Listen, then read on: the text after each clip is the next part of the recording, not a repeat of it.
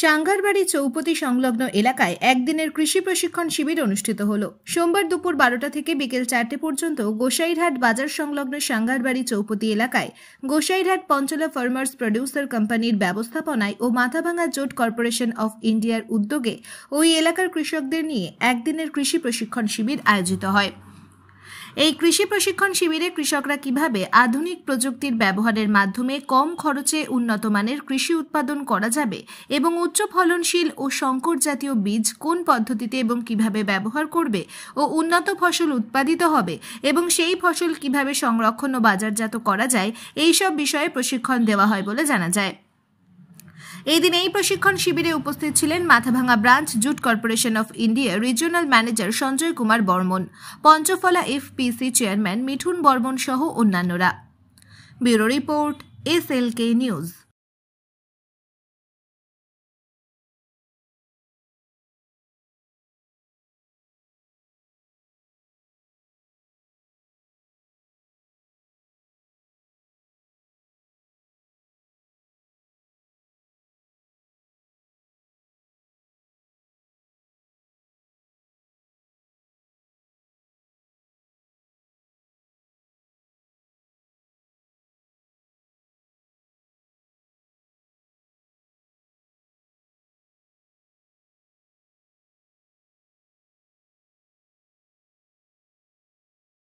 আজকে আমাদের বিশেষত ফার্মার্সদের একটা প্রশিক্ষণ শিবির ছিল উন্নত মানের চাষবাস নিয়ে, এবং আমরা চাষিদের মাধ্যমে আজকে আমাদের ফার্মার্স ক্লাবের মাধ্যম দিয়ে চাষিদেরকে বিশেষ করে পাট চাষের কী করে উন্নতি করা যায়, জিরো লেভেলে যেটা পাট চাষ হয় সেই বিষয়ে কিছু প্রশিক্ষণ, এবং সেই পাটটাকে আমরা কীভাবে ন্যায্য মূল্য বাজারে বিক্রি করব, এবং সেই চাষিদের কাছ থেকে আমরা পাটটাকে যখন আমরা জিসিএর মাধ্যম দিয়ে যে বীজটা দিব সেটা মার্কেট প্রাইসের থেকে যাতে আমরা সুলভ মূল্যে এবং খুব অল্প মূল্য নিয়ে চাষিদেরকে বীজটা আমরা দিতে পারি, এবং সেই বিষয়ে চাষিদেরকে যাতে আমরা সবসময় হেল্প করবো।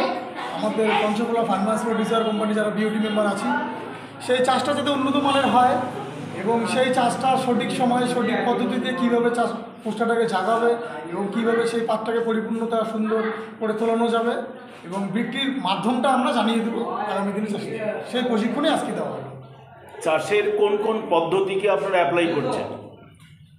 আমরা সাধারণত এটা তো আজকেই পাট চাষেরই ট্রেনিং করানো হলো চাষিদেরকে, যেমন আমাদের প্রধানত ওই গাড়ি দিয়ে লাগানো একটা প্রশিক্ষণ দেওয়া হলো, যে সেটা আমরা যেভাবে ভুনে ফেললে লাইনিং সিস্টেম একদম লাইনিং সিস্টেম, সেটা আমরা পূর্ব থেকে পশ্চিম দিক থেকে যদি লাইনিংটা করি, তো সেখানে পূর্ব দিকে যখন সূর্যটা উঠে তখন সেই তাপটা যখন পাটের বীজের মধ্যে মানে চারাটার মধ্যে পড়বে, তখন সেটার মধ্যে একটা অক্সিজেন যে থাকবে সেটা একটু বেশি প্রয়োগে নেবে, যার কারণে খুব অল্প সময়ের মধ্যে পাটটা সতেজ এবং সুন্দর হয়ে গাছটা চেহারা হবে।